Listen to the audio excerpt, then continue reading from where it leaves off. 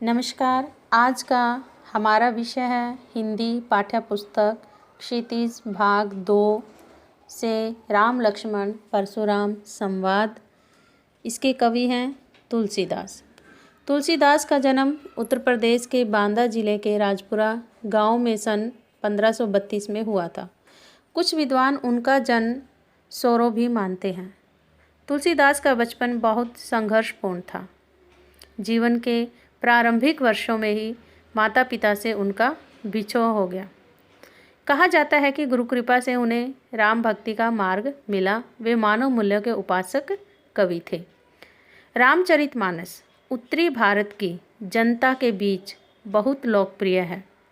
मानस के अलावा कवितावली, गीतावली, दोहावली, कृष्णावली, विनय पत्रिका आदि तुलसीदास जी की प्रमुख रचनाएं हैं। अवधी और ब्रज दोनों भाषाओं पर उनका समान अधिकार था। सन 1623 में काशी में उनका देहावसान हो गया। राम लक्ष्मण परशुराम संवाद। राम लक्ष्मण परशुराम संवाद रामचरितमानस से लिया गया है, जो कि सीता के स्वयंवर के समय का है। श्री राम शिव जी का धनुष उठाकर उसे तोड़ देते हैं तो सारे संसार में इस बात की चर्चा आग की तरह फैल जाती है। जब यह बात परशुराम जी के कानों तक जाती है तो उन्हें पता चलता है कि उनके गुरुदेव शिव जी का धनुष किसी ने तोड़ दिया है, तो अपने आपे से बाहर हो जाते हैं। वो धनुष तोड़ने वाले व्यक्ति का वध करने के लिए सीता जी के स्वयंवर वाली सभा में आ जाते हैं। उसके बाद राम लक्ष्मण परशुराम जी के बीच जो बातचीत होती है उसका वर्णन यहाँ किया गया है। नाथ शंभु धनु भंजनी हारा, होई केहू एक दास तुम्हारा। आयसु कहा कही किन मोही, सुनी रिसाई बोले मुनि कोही। परशुराम के क्रोध को देखकर श्री राम जी बोले, नाथ शंभु धनु का अर्थ है शिव जी का धनुष। भंजनी हारा तोड़ने वाला, होई मतलब होगा, केऊ कोई, एक दास तुम्हारा।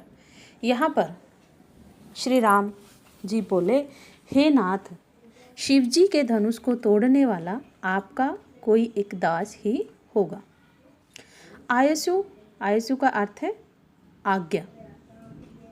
कहा क्या, कही या किन मोही, क्या आज्ञा है, मुझसे क्यों नहीं कहते। यहाँ पर रामचंद्र जी परशुराम जी को बोल रहे हैं। वो उनसे कह रहे हैं कि हे नाथ, शिव जी के धनुष को तोड़ने वाला आपका ही कोई एक दास होगा, क्या आज्ञा है, मुझसे क्यों नहीं कहते। सुनी रिसाई बोले मुनि कोही। रिसाई मतलब क्रोधित, कोही। तो यहाँ पर यह सुनकर परशुराम जी के लिए क्रोधी मुनि बोला गया है। तो यह सुनकर मुनि क्रोधित होकर बोले, देखिए क्या बोले, सेवकु सोजो करे सेवकाई। सेवकु सेवक, कहते कि सेवक वो होता है जो सेवा करता है, जो सेवा करे वो सेवक कहलाता है। अकरनी करे करी लड़ाई, लेकिन जो शत्रु का काम करता है उसके साथ तो लड़ाई ही करनी चाहिए। सुनु राम जही शिव संधु तोरा, सहस्र भाऊ समसो रिपु मोरा। तो यहाँ पर परशुराम जी रामचंद्र जी को कहते हैं कि हे राम सुनो, जिसने शिव जी के धनुष को तोड़ा है ना, जेही मतलब जिसने शिव जी का धनुष तोड़ा है। हे राम, जिसने शिव धनुष को तोड़ा है वो क्या है, वह सहस्त्र बाहु के समान मेरा शत्रु है। अब देखिए सहस्त्र बाहु, यहाँ पर ये जो सहस्त्र बाहु है ये एक व्यक्ति है जो परशुराम जी का सबसे बड़ा शत्रु था। इसके समान इनकी शत्रुता किसी के साथ भी नहीं थे। तो यहाँ पर शिव के धनुष को तोड़ने वाला भी इनके लिए सहस्त्र बाहु के समान शत्रु है। तो परशुराम जी अपना शत्रु सहस्त्र बाहु के समान मानता है जिसने शिव जी के धनुष को तोड़ा है। सो बिलगाई बिहाई समाजा, नैते मारे जेही सब राजा। बिलगाओ, बिलगाओ मतलब अलग हो जाओ। यहाँ परशुराम जी सभा में बैठे हुए सभी गणों से कह रहे हैं कि जितने भी राजा इस सभा में उपस्थित हैं वो सभी अलग हो जाओ, वरना वो सारे के सारे मारे जाएंगे, अर्थात मेरे क्रोध का भार उन पर पड़ेगा। सुनी मुनि वचन लखन मुस्काए, बोले परशुधरी अब माने। सुनी मुनि वचन, मुनि वचन, मुनि मतलब मुनि के वचनों को सुनी, सुनकर, लखन लक्ष्मण जी मुस्काने, मुस्काने मतलब मुस्कुराए। परशुराम जी के लिए इन्होंने मुनि बोला है, तो वो यहाँ पर मुनि के वचनों को सुनकर लक्ष्मण जी मुस्कुराए और उनका अपमान करते हुए बोले, बोले परशुधरी अब माने। और परशुधरी, परशुराम जी के लिए बोला गया, उनका परशुराम जी का अपमान करते हुए बोले। बहु धुनी तोरी लरिकाई, लरिकाई मतलब बचपन में, वो कहते हैं कि हमने बचपन में बहुत सारी ध्वनियाँ तोड़ी हैं। कभू न असी रिस किन्हीं गोसाई, कभू मतलब कभी भी, रिस मतलब क्रोध। वो यहाँ पर लक्ष्मण जी कहते हैं कि ऐसे धनुष हमने बचपन में बहुत सी तोड़ी हैं, तो हमें कभी भी किसी ने क्रोध नहीं किया, किंतु आपने ऐसा क्रोध, कहते हैं कि हमने बचपन में बहुत सारी ऐसी धुनियाँ तोड़ी, तो आपने ऐसा क्रोध कभी नहीं किया। एही धनु पर ममता के ही हेतु, सुनी रिसाई कह भृगकुल केतु।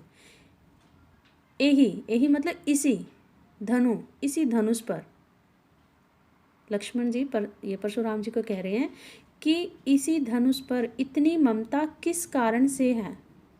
कहते हैं कि इसी धनुष से आपको इतना लगाव क्यों है, इससे इतनी ममता क्यों है।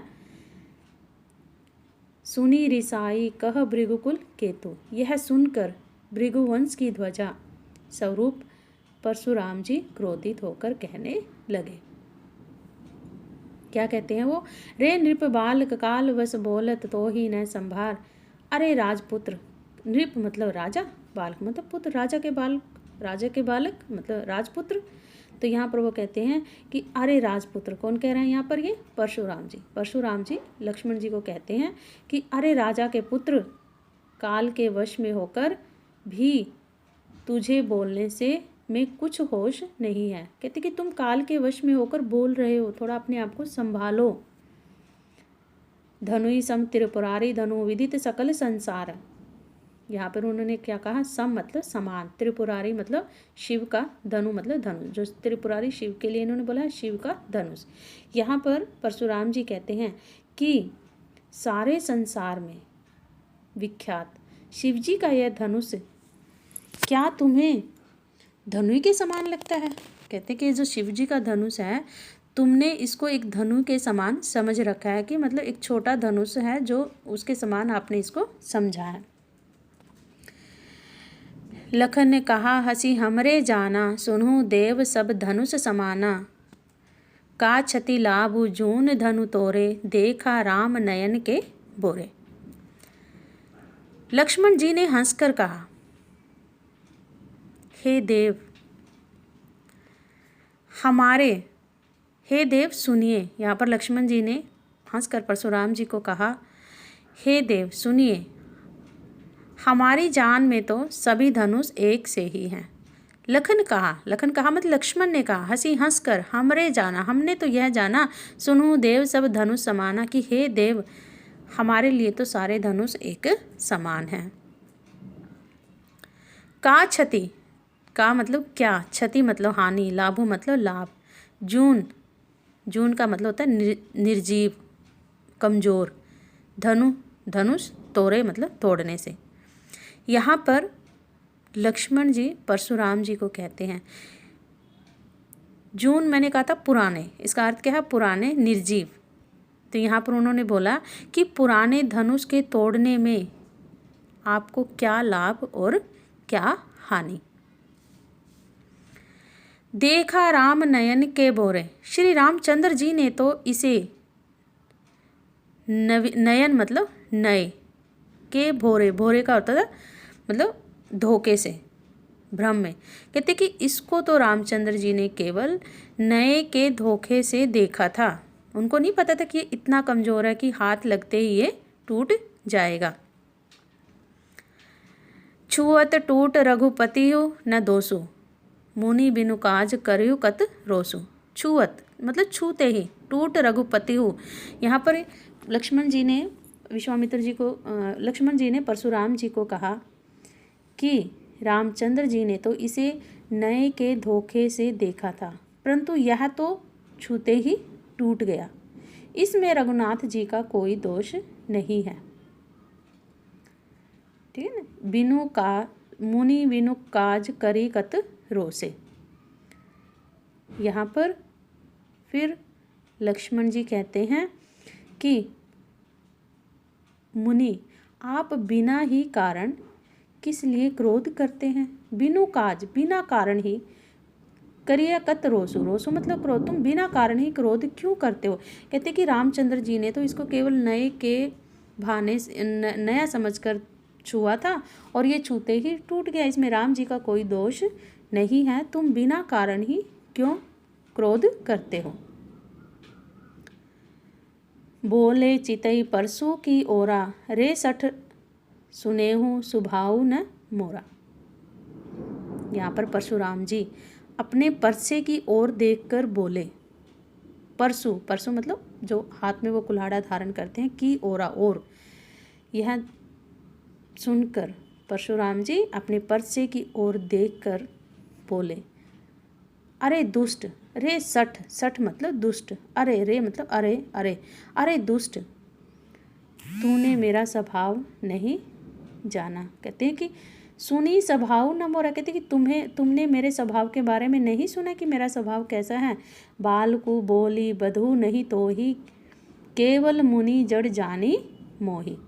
मैं तुझे बालक जानकर नहीं मारता हूँ, अरे मूर्ख, क्या तू मुझे निरा मुनि ही जानता है। निरा मुनि ही जानता है मतलब तुम मुझे कमज़ोर जानते हो, तुम मुझे मूर्ख जानते हो। मैं फिर यहाँ पर परशुराम जी कहते हैं, बाल ब्रह्मचारी अति कोई, अति मतलब अधिक, कोई मतलब कोई नहीं, कहते कि मेरे समान इस संसार में बाल ब्रह्मचारी कोई भी नहीं है।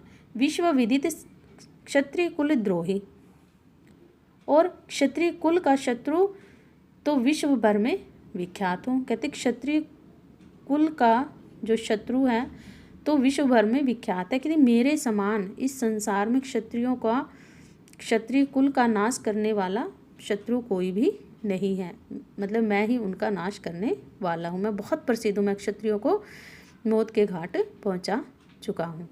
भुज बल भूमि भूप बिनु कीन्ही, है ना। भुज बल, भुज मतलब अपनी भुजाओं के बल पर, भूमि मतलब भूमि धरती को, भूप मतलब राजाओं, बिन मतलब बिना, किन्ही मतलब कर दी। तो यहाँ पर परशुराम जी कहते हैं कि मैंने अपनी भुजाओं के बल पर इस पृथ्वी को राजाओं से हीन कर दिया था, इस पृथ्वी पर कोई भी राजा नहीं रहा था। और वो क्या कहते हैं, विपुल बार मही देवनी दिनी, देखिए मही देवन का मतलब होता है ब्राह्मणों को। और वो क्या कह वो यहाँ पर वो कहते हैं कि और बहुत बार उस भूमि को मैंने ब्राह्मणों को दे डाला, मतलब राजाओं से मैंने अपनी भुजाओं के बल पर मैंने राजाओं को हराया, और उनसे मैंने जो पृथ्वी जीती वो मैंने ब्राह्मणों को दान में दे डाली। सहस बाहुभुज छेद निहारा, परसु बिलो को महीप कुमारा। हे राजकुमार, सहस्त्र बाहु की भुजाओं को काटने वाले मेरे इस परसे को देखो। अरे राजा के बालक, है ना, महीप कुमार, उन्होंने राजा के बालक बोला है कि हे राजा के बालक, मेरे इस परसे की ओर देखो, जिसने सहस्त्र बाहु मेरे शत्रु की जो भुजाओं को काटी है, ये कितना शक्तिशाली है। मातु पितहि जनि सोच बस करी, महिष किशोर गर्भन के अर्भक दलन परसु मोर अति घोर। तू अपने माता पिता को सोच के वश में न कर, मतलब उनको तुम्हारे बारे में सोचना पड़े। कहते हैं कि उनको उस चिंता में मत डाल। मेरा परसा बड़ा भयानक है, यह गर्भ के बच्चों का भी नाश करने वाला है। मतलब इतना भयानक है मेरा परसा कि गर्भ में यदि बच्चे को भी मेरे परसे के बारे में सुनाई पड़े तो वो उसकी मृत्यु गर्भ में ही हो, जन्म लेने से पहले उसकी मृत्यु हो जाएगी। बिहसी लखुन बोले मृदुबाणी, अहो मुनीसु महाबटिमानी। अब यहाँ पर लक्ष्मण जी हंसकर कोमल वाणी से बोले। क्या बोले वो? अहो मुनीसु, अरे मुनीश्वर, महाभट्ट मानी, आप अपने आप को बड़ा भारी योद्धा समझते हो, सबसे महान योद्धा मानते हो। कि यहाँ लक्ष्मण जी हंसकर कोमल वाणी से बोले कि अरे मुनीश्वर, आप अपने आप को सबसे बड़ा योद्धा समझते हो। पुनि पुनि पुनि पत्नी पुनि पुनि मतलब बार बार, मोही मतलब मुझे, दिखाओ दिखा रहे हो, कुठारू कुल्हाड़ा। चहत उड़ावन फूकी मारा। चहत मतलब चाहते हो, उड़ावन मतलब उड़ाना, फूकी मतलब फूक, मारकर पहाड़ों मतलब पहाड़ को। यहाँ पर लक्ष्मण जी परशुराम जी को कहते हैं कि बार बार मुझे कुल्हाड़ा दिखाते हैं और फूक से पहाड़ उड़ाना चाहते हैं। अर्थात तुम ये चाहते हो, तुम्हें नहीं पता कि तुम्हारे सामने एक पहाड़ खड़ा है और तुम ये सोच रहे हो कि इस पहाड़ को फूक मारोगे और ये उड़ जाएगा। यहाँ पर लक्ष्मण जी ने अपने बारे में कहा है। यहाँ कंबड़बतिया को नाही, यहाँ मतलब यहाँ पर, कुंबड़बतिया का मतलब कमज़ोर दुर्बल। कहते कि यहाँ को नाही, कहते यहाँ पर कमज़ोर कोई भी नहीं है। जे तर्जनी देखी मरी जाए। तर्जनी मध्यम उंगली को बोला गया है, तो यहाँ अंगूठे के पास की जो उंगली है उसको तर्जनी उंगली बोला जाता है। यहाँ पर लक्ष्मण जी परशुराम जी को कहते हैं कि यहाँ पर कोई भी कमज़ोर नहीं है जो तर्जनी उंगली को देखते ही मर जाएगा। देखी कुठारू सरासन बाना, मैं कछु कहा सहित अभिमाना। यहाँ पर लक्ष्मण जी परशुराम जी को कहते हैं कुठारू मतलब कुठार, तुम्हारा कुल्हाड़ा, और धनुष बाण देखकर ही मैंने कुछ अभिमान सहित कहा था। क्या कहा था? भृगुसुत समझो जनेऊ बिलोकी, जो कछु कहूँ सहसु रिस रोकी। भृगुवंशी समझकर और यजोक्ति देखकर जो कुछ आप कहते हैं, मतलब देखिए यहाँ पर उन्होंने कहा कि भृगुसुत समझो जनेऊ बिलोकी। कहते कि तुम जनेऊ, जो तुमने जनेऊ ये धारण किया हुआ है, ब्राह्मण समझकर, मैंने तुम्हें भृगुवंशी समझकर, ब्राह्मण समझकर, ये जो भी मैंने कहा है ये सारा उन्हीं को समझकर मैंने तुमको ये शब्द कहे हैं। और जो कुछ आप कहते हैं, जो कुछ कहो सहस रिस रोकी, और जो कुछ आप कहते हैं उसे मैं क्रोध को रोककर सह लेता हूँ। कहते कि मैंने आज अभी तक तुम्हें ब्राह्मण ही समझा है। भृगुवंश मतलब एक महान मुनीष समझकर और एक महान ब्राह्मण समझकर मैंने अभी तक जो भी तुमने कहा, मैंने तुम्हारे क्रोध को मैं सहता रहा, मैं उसको सहन करता रहा। सूर महिसूर हरिजन अरुगाई। अब यहाँ पर उनका सूर, सूर होता है देवता, महिसूर ब्राह्मण, हरिजन मतलब भगवान के भक्त जो भगवान की पूजा करते हैं, और गाय। यहाँ पर लक्ष्मण जी कहते हैं कि देवता, ब्राह्मण, भगवान की भक्ति करने वाले व्यक्ति और गाय, इन पर हमारे कुल में वीरता नहीं दिखाई जाती है। हमरे कुल इन पर न सुराई, मतलब हमारे कुल में इन पर वीरता नहीं दिखाई जाती, मतलब यह हमारे कुल को शोभा नहीं देता कि हम इन पर अपनी वीरता दिखाएं। बधे पापु अपकीर्ति हारे, मारतु पा परी तुम्हारे। और वो क्या कहते हैं? और इनसे हार जाने पर अपकीर्ति होती है, इसलिए आप मारे तो भी आपके पैर ही पड़ना चाहिए, है ना। कोटि कुलिस सम वचन तुम्हारा, व्यर्थ धरु धनु बाण कुठारा। अब यहाँ पर देखिए वो क्या कहते हैं, आपका एक एक वचन ही करोड़ों वज्रों के समान है। मतलब कठोरता लिया हुआ, आप जो शब्द बोल रहे हो ना, आपके एक एक वचन में कठोरता है। धनुष बाण और कुल्हाड़ा तो आप व्यर्थ में ही धारण करते हैं। कहते हैं कि आपके शब्दों में ही इतना मतलब इतनी कठोरता है कि आपके कुल्हाड़े और धनुष बाण को धारण करना व्यर्थ है। जो बिलो की अनुचित केहू क्षमु माँ महामुनि धीर, सुनी सरोस भृगुवंश मणि बोले गिरा गंभीर। यहाँ पर इन्हें देखकर फिर लक्ष्मण जी कहते हैं, इन्हें देखकर मैंने कुछ अनुचित कहा हो। जो बिलोकी, बिलोकी मतलब देखकर, इन्हें देखकर अनुचित मतलब कुछ गलत कहा हो। मैंने आपके धनुष बाण और कुल्हाड़े को देखकर यदि मैंने आपके बारे में कुछ अनुचित कहा हो तो उसे हे धीर महामुनि, ये धैर्य धारण करने महामुनि, क्षमा कीजिए। अगर मैंने आपको कुछ गलत कहा हो तो मुझे क्षमा कर देना। सुनी सरोस भृगु वंश मणि बोले गिरा गंभीर गया है। यह सुनकर भृगुवंश मणि परशुराम जी क्रोध के साथ गंभीर वाणी में बोले। कौशिक सुनो मंद येहु बालकु, कुटिलु काल वस निज कुल घालकु, भानु वंश राकेश कलंकु, निपट निरकुशु अबुद अशंकु। विश्वामित्र जी, देखिए अब सभा में कौशिक, कौशिक का अर्थ है विश्वामित्र। अब सभा में विश्वामित्र जी बैठे हैं और परशुराम जी विश्वामित्र जी को संबोधित करते हुए कहते हैं कि हे विश्वामित्र जी सुनो। क्या सुनो? यह बालक बड़ा कुबुद्धि और कुटिल है। काल के वश होकर यह अपने कुल का नाश कर रहा है। भानुवंश राकेश कलंको, यह सूर्यवंश रूपी पूर्ण चंद्र का कलंक है। यह अपने वंश पर कलंक के समान है। निपट निरकुशु अबुध अशंकु, निपट मतलब बिल्कुल, निरकुशु उद्दंड, अबुधु मूर्ख, असंकु निडर। यह बिल्कुल उद्दंड, मूर्ख और निडर है। काल कवलु होई क्षण माही, कहो पुकारी खोरी मोही नाही। तुम्हें हट कहू जो चहु उबारा, कही प्रतापु बलु रोसु हमारा। यहाँ पर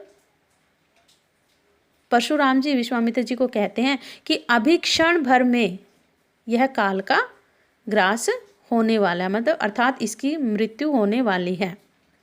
फिर मुझे दोष नहीं देना। यदि तुम इसे बचाना चाहते हो तो हमारा प्रताप, बल और क्रोध बतलाकर इसे मना कर दो। लखन केहु मुनि सुजुस तुम्हारा, तुम ही अचत को बरने पारा। अपने मुँह तुम अपनी करनी, बार अनेक भांति बहु बरने। यहाँ पर लक्ष्मण जी ने कहा, जब परशुराम जी ने कहा विश्वामित्र जी को कि आप मेरे बारे में इनको बोलकर रोक दो, कि मेरे स्वभाव के बारे में बताओ कि मैं कितना निर्दयी हूँ, तो यहाँ पर लक्ष्मण जी बोले, क्या कहते हैं? लक्ष्मण जी ने कहा कि हे मुनि, आपका सुयश आपके रहते दूसरा कौन वर्णन कर सकता है? मतलब आपकी वीरता का वर्णन आपके अलावा और दूसरा कौन कर सकता है? आपने अपने ही मुंह में अपनी करनी अनेक बार कही है। मतलब आपने जो कार्य किए हैं उनका वर्णन आपने स्वयं किया है। फिर नहीं संतोषु तय पुनि कछु कहो, यदि इतने में भी कोई संतोष नहीं है, कहते कि आपने अपना वर्णन अनेक बार कहा है कि मैं कितना बड़ा वीर हूँ, मैं कितना बड़ा क्रोधी हूँ, मैं कितना बड़ा बाल ब्रह्मचारी हूँ, तो कहते कि आपने अपना वर्णन अनेक बार किया है। यदि इतने पर भी कोई संतोष नहीं हुआ हो, आप कुछ और कहना चाहते हो तो कह डालिए। जनि रिस रो की दुसह दुख सहु, और क्रोध रोककर असहाय दुख मत सहिए। कहते कि अगर आपके मन में और भी कुछ कहने की इच्छा है कह डालिए, वरना आपके मन में वो दुख रहेगा कि मैंने अपना वर्णन और नहीं किया। अब दूसरे के मुख से वर्णन क्यों करवाना चाहते हैं? आप अपना वर्णन स्वयं कहिए और मैं सुनूंगा। वीर बत्री तुम धीर अचोबा, गारी देते न पाहु शोभा। यहाँ पर जो लक्ष्मण है वो परशुराम जी को कहते हैं, क्या कहते हैं कि आप वीरता का व्रत धारण करने वाले धैर्यवान हैं। कहते कि आप वीरता का व्रत धारण करने वाले धैर्यवान हैं। आप में सारे गुण विद्यमान हैं, है ना। आप एक महान योद्धा हो, वीर हो। गाली देना आपको शोभा नहीं देता। गाली देते न पाहु शोभा। कहते कि गाली देते शोभा नहीं पाते, कि आप जो गलत बोल रहे हो बच्चे को वो आपको अच्छा नहीं लगता। सूर समर करनी करी कहीं न जानावी आपू, विद्यमान रण पाई रिपु कायर कथित प्रतापु। यहाँ पर जो लक्ष्मण जी हैं वो परशुराम जी को कहते हैं, जो वीर व्यक्ति होते हैं वो अपनी वीरता का प्रदर्शन युद्ध भूमि में करते हैं। कहकर अपने आप को नहीं जताते कि मैं कितना बड़ा वीर हूँ, है ना। शत्रु को युद्ध में उपस्थित पाकर कायर ही अपने प्रताप की ढींगे मारा करते हैं। कहते हैं कि जो वीर पुरुष होते हैं वो अपनी वीरता दिखाते हैं, वो कहते नहीं हैं। तुम तो कालू हाक जनु लावा, बार बार मोहि लागी बुलावा। सुनत लखन के वचन कठोरा, परसु सुधारी धरेउ कर धोरा। आप तो मानो काल को हाक कर लगातार बार बार उसे मेरे लिए बुलाते हैं। यहाँ लक्ष्मण जी को क्रोध आता, वो कहते हैं कि आप तो बार बार मेरे लिए मौत को बुला रहे हो, बार बार कह रहे हो कि अभी मारा जाएगा, अभी मारा जाएगा, है ना। सुनत लखन के वचन कठोरा, लक्ष्मण जी के कठोर वचनों को सुनकर परसु सुधारी धरेउ कर धोरा, और परशुराम जी ने अपने हाथ में कुल्हाड़ा धारण किया। अब जनी देई दोसु मोहि लोगु, कटुबादी बालकु बद जोगु। यहाँ पर परशुराम जी कहते हैं, क्या कहते हैं, वो कहते हैं कि अब लोग मुझे दोष न देना, यह कड़वा बोलने वाला बालक मारे जाने के ही योग्य है। बालक बिलो की बहुत मैं बाँचा, अब यहु मर निहार बा साचा। यहाँ पर परशुराम जी कहते हैं कि बालक समझकर मैंने उसको बहुत बाँचा, कई बार मैंने इसको बालक समझा और इसको छोड़ दिया, लेकिन अब सचमुच में ही ये मरने वाला है, अब सचमुच में ही मैं इसको मार डालूंगा। कौशिक कहा क्षमहि अपराधु, बाल दोष गुण गणी न साधु। खर कुठार में अकरणी को ही, आगे अपराधी गुरु द्रोही। अब यहाँ पर विश्वामित्र जी ने कहा अपराध क्षमा कीजिए। कौशिक कहा क्षमी अपराधु, कौशिक विश्वामित्र जी ने कहा, क्या कहा, क्षमी अपराधु, अपराध क्षमा कीजिए। बालक दोष गुणु गणी न साधु, कहते कि जो साधु लोग होते हैं वो बालकों के दोषों को नहीं देखते। कर कुठार के अकरणी को ही, आगे अपराधी गुरु द्रोही।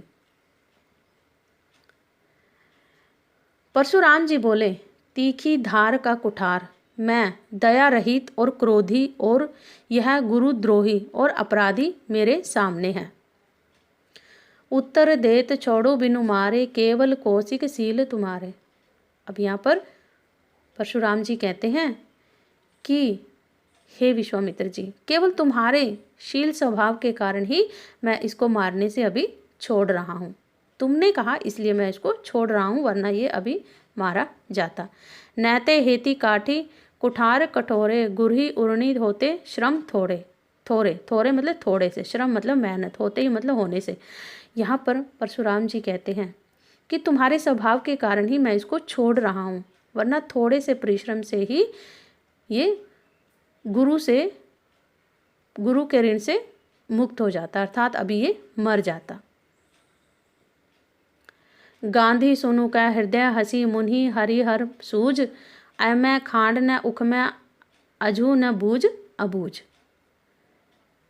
परशुराम जी के इन वचनों को सुनकर, जब उन्होंने कहा कि आपके स्वभाव के कारण ही मैं उनको छोड़ रहा हूँ, वरना ये अभी मारा जाता, तो यह सुनकर विश्वामित्र जी अपने मन ही मन हंसे और कहा परशुराम को सब हरा ही हरा सूझ रहा है, मतलब उसको सब हरा ही हरा दिख रहा है, उसको कोई भी अंतर नज़र नहीं आ रहा कि ये कौन है। किंतु यह हरा ही हरा मतलब उसको ये साधारण से व्यक्ति लग रहे हैं कि जैसे इसने राजाओं को मारा इसी तरह ये इनको भी मार देंगे, उनमें और इनमें कोई अंतर नहीं है। वो उनकी इस विचारधारा से विश्वामित्र जी मन ही मन हंस रहे हैं। आ मैं खांड न उख में अजहू न बूझ अबूझ। यहाँ पर वो कह रहे हैं कि या तो जानबूझकर, या तो ये जानबूझकर सो कह रहे हैं या फिर इनको कुछ पता नहीं है। इनको ये लग रहा है कि ये साधारण व्यक्ति हैं, किंतु इन्हें नहीं पता कि फौलाद की बनी हुई खांड है, गन्ने की खांड नहीं है जो मुख में लेते ही गल जाए। दुख है मुनि अब भी बेसमझ बने हुए हैं।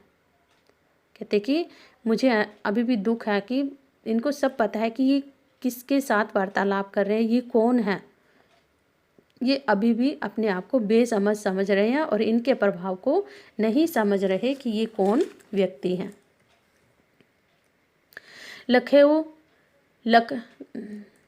कहेउ लखन मुनिशील तुम्हारा, को नहीं जानत विदित संसारा। माता पिता ही उर्णी भय नीके, गुर ऋणु रहा सोचु बड़ जी के। सो जनु हमरे माथे काढ़ा, दिन चली गए ब्याज बड़ बाड़ा। अब देखिए लक्ष्मण जी ने फिर कहा, कहे लखनऊ, लक्ष्मण जी ने कहा, हे मुनि आपके प्रेम को कौन नहीं जानता। किसके? विश्वामित्र जी के बारे में बोला इन्होंने। वो कहते कि हे मुनीश्वर आपके प्रेम के बारे में कौन नहीं जानता, यह संसार भर में प्रसिद्ध है। आप माता पिता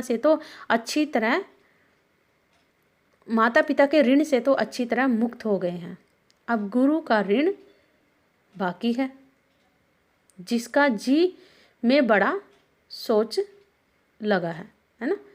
यहाँ पर कहते कि माता पिता उर्णी भय निके, कहते कि माता पिता के ऋण से तो तुम ऋणी हो चुके हो। गुर ऋणु रहा सोचु बड़ो जी के, और ऐसा लग रहा है कि तुम अभी जिसका भी मैं बड़ा सोच लगा है कि भाई मैं सोच रहा हूँ कि अब गुरु का ऋण मेरी तरफ निकल रहा है, अब उसका कुछ हिसाब किताब करना चाहिए। सो जनु हमरे माथे काढ़ा, दिन चली गए ब्याज बड़ बाड़ा। वह मानो हमारे ही मत्थे गाढ़ा था, बहुत दिन बीत गए, इससे ब्याज भी बहुत बढ़ गया होगा। अब आनिय व्यवहार्य बोली, तुरंत देव में थैली खोली। सुनी कटु वचन कुठार सुधारा, हाय हाय सब सभा पुकारा। अब यहाँ पर जब लक्ष्मण जी ने कहा कि बताइए मेरे ऊपर आपका कितना बड़ा ब्याज बढ़ गया है, कितना ब्याज आपका मेरी तरफ निकल रहा है, हिसाब से बताइए। अब किसी हिसाब करने वाले को बुलाइए तो मैं तुरंत थैली खोल कर दे देता हूँ कि मैंने आपका कितना ऋण चुकाना है। लक्ष्मण जी के कठोर वचनों को सुनकर परशुराम जी ने कुठारा संभाला और क्या हुआ, हाय हाय सब सभा पुकारा। और जितने भी सभा में लोग बैठे थे वो सब हाय हाय पुकारने लगे। भृगुवर परसु देखु मोहि, विप्र विचारी बचन नृप दोहि। मिले न कभू सुभट रण गाड़े, द्विज देवता धरी के बाड़े। अनुचित कही सब लोग पुकारे, रघुपति सैनी लखुन निवारे। यहाँ पर जब लक्ष्मण जी ने कहा, हे भृगुश्रेष्ठ आप मुझे परसा दिखा रहे हैं, पर हे राजाओं के शत्रु मैं ब्राह्मण समझकर बचा रहा हूँ। मतलब आप मुझे सोच रहे हो कि आप मुझे बच्चा समझकर छोड़ रहे हो, मैं आपको अभी तक ब्राह्मण समझकर छोड़ रहा था। आपको कभी रणधीर बलवान वीर नहीं मिले। यहाँ पर देखिए लक्ष्मण जी ने कहा कि आपको अभी तक कोई ऐसा वीर नहीं मिला जो आपको हरा सके, अभी तक आपका किसी वीर व्यक्ति से सामना नहीं हुआ। अब लक्ष्मण जी अपने बारे में कह रहे हैं आप, और परशुराम जी को कह रहे हैं कि आप मुझे परसा दिखा रहे हैं, पर हे राजाओं के शत्रु, हे मैं ब्राह्मण समझकर आपको छोड़ रहा हूँ। आपको कभी रणधीर बलवान वीर नहीं मिले हैं। हे ब्राह्मण देवता आप घर ही में बड़े हैं, है ना। देवता धरी के बाड़े, कहते कि आप केवल घर में ही बड़े हैं। यहाँ पर लक्ष्मण ने परशुराम जी को कहा, यह सुनकर अनुचित है ना, अनुचित कही सब लोग पुकारे, रघुपति सैन लखन के निवारे। जब लक्ष्मण जी ने उनको कहा कि आप अपने घर में ही बड़े हैं, तो लक्ष्मण जी के इन वचनों को सुनकर सभा में जितने लोग बैठे थे वो सब कहने लगे कि आप अनुचित कह रहे हैं। जब सभा में बैठे लोगों ने अनुचित कहा तब रघुपति सैनी लखुन निवारे, तब श्री रघुनाथ जी ने इशारे से लक्ष्मण जी को रोक दिया। लखन उत्तर आहुति सरिस भृगुवर कोपु कृषाणु, बढ़त देखी जल सम वचन बोले रघुकुल भानु, है ना। तो लक्ष्मण जी के जब सब लोग कहने लगे ना कि लक्ष्मण जी अनुचित बोल रहे हैं, तो रामचंद्र जी ने लक्ष्मण जी की तरफ देखा और इशारे से उसको रोक दिया। लक्ष्मण जी के उत्तर से जो आहुति के समान थे, लक्ष्मण जी के उत्तर से जो उसने उत्तर दिया था जो आहुति के समान थे, परशुराम जी के क्रोध रूपी अग्नि को बढ़ते देखकर रघुकुल के सूर्य श्री रामचंद्र जी जल के समान शांत करने वाले वचनों से बोले। उनको अपने शांत वचनों से परशुराम जी को शांत किया और उनकी संवाद वहीं पर समाप्त हुए।